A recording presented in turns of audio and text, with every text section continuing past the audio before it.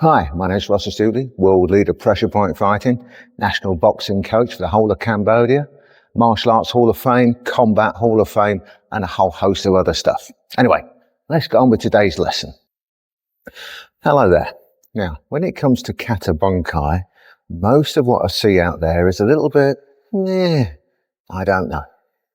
Now, one of the big mistakes people make is they try to make the Kata Bunkai move fit in a fight where it's not supposed to be, and they mess it all up trying to make it look like a move where it's not the right time to do that move, if that makes sense. So they're doing things like hitting somebody like that when you could have just clobbered them with a big right hand. Why would you try and do that to them when you can hit them? So there's all those sort of things that need addressing. But I'm only going to give you some very basic stuff now where you can start to extrapolate it out and hopefully work stuff out for yourself, because once you understand the principles, you can start to understand how to make Kata Bunkai actually work in a real fight. So let's look at some shapes first of all. We'll use the shape as the idea for you to get it going. So we'll look at the high section block, Joe Nu, or Agu, or whatever you want to call it. Your arm's up here anyway. In boxing, this shape is used a lot. Quite often, if you've thrown a jab that's missed, you'll then frame on the outer side of the jaw, neck area of your opponent, step off at an angle so you can throw your punch afterwards. So that shape, does it or does it not, just as a shape for now, that shape up there resembles your high section block. Ignoring this other hand for a minute. So there it is.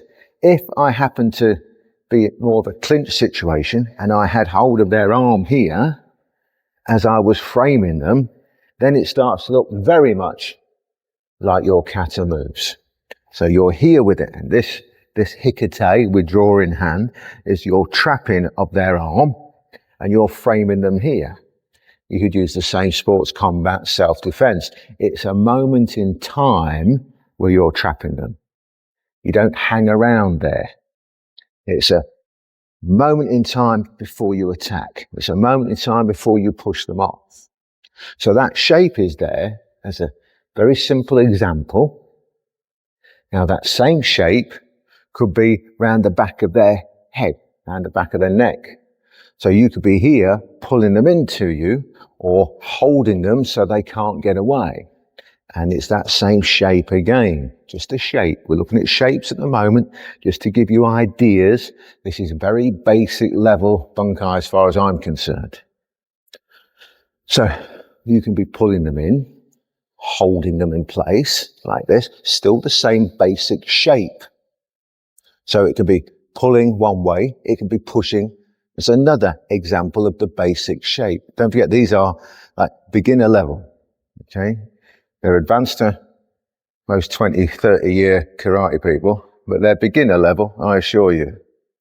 So you can be framing, holding, pushing with it. You can be pulling with it.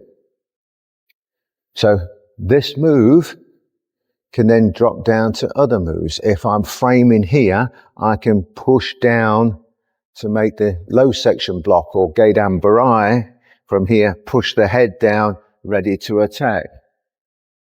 I could be framing round the back of the head like a collar tie type thing, and I could then down to attack or for other things, knees, kicks, whatever it may be. Like I say, these are moments in time. They're snapshots of the fight. You don't follow the sequence of the kata all the way through for a fight. It's just a sequence of moves. Just like shadow boxing, whatever you do in shadows, you don't do the exact same thing throughout the whole fight, do you? You don't practice 12 rounds of shadows and then try and make the shadows fit the fight. You practice your shadows and then the fight is the fight, whatever it may be. It might take a quarter second out of the shadows you did in round 1 and a quarter second out of the shadows you did in round 6 next. You don't follow a set pattern in a fight. You can't. You follow whatever's next, whatever's there. Hope that makes sense. So, when it comes to Kata Bunkai, start thinking shapes. Look at your kata, look at the patterns, the shapes that they're in. Don't think about the sequences yet. Forget that. Take some basic shapes and see where you find it. Okay? I'll check you on the next one. If you like what I teach and you like my style of teaching, why not hit the like, share, subscribe, and even make a comment if you want. I'll try and answer them. And if you want to load more lessons, dip on down to my site, sign up for free, and it opens up all the unlisted ones on the old YouTube. I'll see you down there.